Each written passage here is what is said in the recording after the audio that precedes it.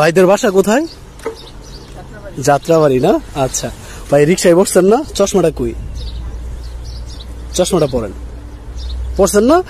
মাথাটা একটু এদিক দেন, ঠিক এইভাবেই থাকবেন, ঠিক আছে? আচ্ছা পারলে পায়ের উপরে পা তোলেন একটা, জমিদার একটা ব্যবসা। হ্যাঁ মাথা ওই দিক, হ্যাঁ সুন্দর।